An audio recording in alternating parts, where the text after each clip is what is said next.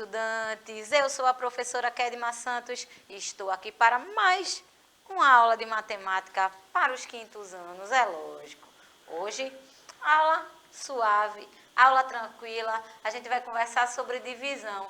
Professora, divisão é um dos assuntos que eu tenho muita dificuldade, não vai ter mais não, viu? Porque depois que acabar a aula, você já estará fera em divisão. Vamos acabar com esse negócio de que divisão é difícil. Divisão não é difícil, é a gente que pratica pouco. Vamos embora. Para que eu receba a sua mensagem, a professora Abigail está aqui a postos. Cadê vocês para assistirem e acompanharem essa aula comigo? E aí, professora, tudo certo? E aí, bom dia. Onde eles estão, eu tenho certeza que na frente da telinha assistindo. Eu não tenho dúvidas. Às vezes a mensagem não chega por N fatores, às vezes chega no YouTube, né?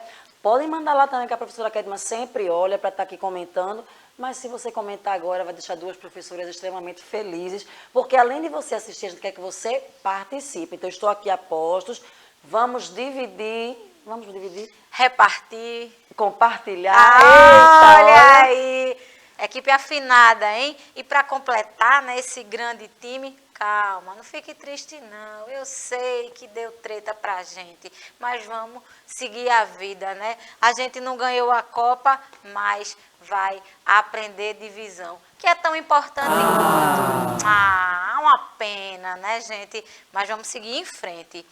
Ingrid está aqui maravilhosa, fazendo uma interpretação de Libras. Equipe show, né? Sempre faço questão de elogiar, porque é essa equipe que permite que mais pessoas consigam acompanhar as aulas do Educa Recife, beleza? E como eu já tinha começado, né, essa conversa com a professora Abigail, quando a gente pensa em divisão, sim, a gente pode pensar em repartir. É, isso mesmo, repartir. A divisão, ela está presente em muitas coisas que a gente vive, né, diariamente. Eu trouxe, ver que exemplinho simples, ó, nem trouxe só em números, mas trouxe em outras representações, ó. Eu tenho algumas laranjas, vou fazer a divisão. Na verdade, aqui, essa divisão, ela está errada, tá? Os 4, 6, 7. Aqui era para ter 10, tá bom? Que aqui o resultado é 5. Foi na hora de trocar os números, mas tranquilo. Você que é do quinto ano, já consegue perceber aqui, esquece esse 8. Eu tenho 10 laranjas para dividir para 2 pessoas, serão 5 para cada uma. Beleza? Tranquilo até aí? Professora, quando a gente fala de divisão, a gente pode pensar em divisão em partes iguais? Sempre. Ah, professora, mas existe divisão que tem resto. Tem resto. Por isso que ele existe. Porque enquanto eu conseguir fazer essa divisão em partes iguais, ok. Quando isso não acontecer mais, a gente para. Isso eu estou falando de números naturais, de números inteiros. E a gente já começa com a ideia de repartir. Eu trouxe um exemplo claríssimo aqui. Eu tenho alguns carrinhos onde eu vou fazer uma divisão. Ó. Nesse caso, eu dividi essa quantidade de carrinhos em 3. Importante, mesmo a divisão ela sendo inexata, que não é o caso, a gente vai trabalhar com divisão igual. O resto existe para dizer que não é possível mais dividir igualmente. Beleza? Preste atenção nisso, porque dá a ideia de, professora, se sobrou o resto é porque a divisão não é igual.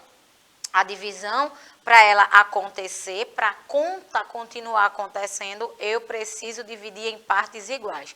Quando eu não conseguir mais fazer isso, sobra o resto. É como se tivesse assim.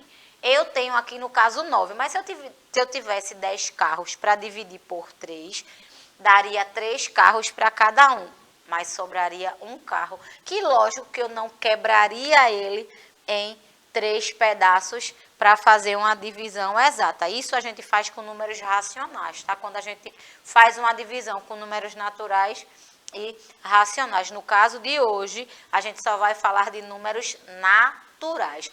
Por isso, quando eu não posso mais fazer essa divisão em partes iguais, eu acabo a operação e sobra o resto, se for o caso. Aqui não, aqui a gente está trabalhando numa divisão exata. A gente pode pensar também em fracional. Olha que bolinho gostosinho. Eu comeria 2 fatias desse bolo com um pouco de água, porque eu não gosto muito de bolo com café. Mas comeria, sim, um copinho de água gelada depois. A gente pode pensar em divisão lembrando das frações, que o conceito básico delas são dividir em partes iguais. Um inteiro que foi dividido em partes iguais. Claro, a gente não vai trabalhar divisão de fração. Isso é só um exemplo. A divisão possibilita a resolução de diversos tipos de situações cotidianas. Eu tenho um exemplo que eu tenho certeza que eu já presenciei muito em escola. A divisão dos bombonzinhos. Ó. Lembram daquela lógica do um para mim, um para tu, outro para mim, outro para tu, um para mim, outro para tu. Lembra da música uma para mim, outra para tu, outra para mim? Pronto, você pode pensar exatamente em divisão. Detalhe, essa divisão precisa ser igual. Como foi feita aqui? Eu tinha uma quantidade determinada de bombons, vou voltar aqui e sair dividindo. Ó. Quantos bombons eu tenho aqui? 12. Dividido para 2 mãozinhas. Essa mãozinha poderia ser a sua. Ou a minha e a da professora Abigail. Aí a gente vai fazendo uma divisão. Nesse caso aqui seria 12 dividido por 2. 1, 2, 3, 4, 5, 6. 6 bombons para cada uma. Divisão exata. Lembrando, quando eu penso em divisão, eu penso em partes iguais. Tranquilo, quinto ano, vamos seguir. A divisão é a operação matemática utilizada para separar os elementos de um conjunto em conjuntos menores, ou seja, para repartir uma quantidade em partes iguais. A divisão possibilita a resolução de diversos tipos de situações cotidianas. Por isso, é importante compreender seu funcionamento para aplicá-la adequadamente. Uma situação que a gente utiliza diretamente a divisão. Já escutaram os responsáveis de vocês falarem sobre 13º, né? Já caiu no bolso, não foi? Já caiu no bolso de algumas pessoas. Aí o que é que muitas famílias fazem? Eita, eu vou pegar um pedacinho desse 13º e vou comprar alguma roupinha de Natal, né? Ou vai fazer uma feira melhor, vai comer uma coisa mais legal no Natal. Mas existe um hábito do brasileiro que está muito presente, inclusive na minha realidade que amo, parcelar. Vixe, tem coisa melhor que parcelar a compra? Tem não, minha gente. E o que é isso? Parcelar não é nada mais, nada menos do que você dividir o total de uma compra pela quantidade que você quer. Por exemplo, eita, a minha família resolveu se juntar e comprar uma televisão. A televisão foi R$1.000. É permitido parcelar em 10 vezes. Esses R$1.000 vai ser parcelado em 10 vezes. O que é feito? Uma divisão. É lógico. Oxe, professora, mas a senhora falou tão fácil a questão da divisão com os confeitinhos, de bota o confeitinho na mão e vai separando. A gente consegue obter esse tipo de resultado quando a gente pensa em números menores. Quando a gente vai aumentar o número, a gente usa o método da chave, que é a conta básica, é a estrutura da nossa divisão, onde a gente tem os nossos elementos. Ó. Eu tenho o meu dividendo, que é a quantidade que eu vou dividir, como eu falei, da televisão. O dividendo, no caso, seria os R$1.000 da televisão. O divisor é a quantidade de parcelas que eu vou querer. O quociente é o meu resultado e o meu resto é o que sobrou. Beleza? Lembra, a minha divisão ela precisa estar em partes iguais. Quando isso não é possível mais, eu acabo a conta. E o que sobrar é o resto. Tranquilo? Nesse caso aqui temos um exemplo simples. 14 dividido por 2. Qual é o número que eu vou multiplicar? Presta atenção. A divisão, ela precisa de 3 operações. A própria divisão, a multiplicação e a subtração. Como assim, professora? Quando eu descubro por que número eu vou multiplicar esse meu divisor para ser igual ou menor, porque eu não posso dividir uma quantidade que eu não tenho. Como é que eu posso dividir, por exemplo, 1 para 2? Eu posso fazer isso? Não, eu tenho que quebrar. Falando de números naturais, isso não é possível. O que é que eu tenho que fazer? A minha multiplicação, ela tem que resultar em um número menor ou igual. No caso desse exemplo, é igual. 2 vezes 7, 14. Encontrei meu resultado, subtração. No nosso caso, a conta já acabou, que restou 0. Divisão exata.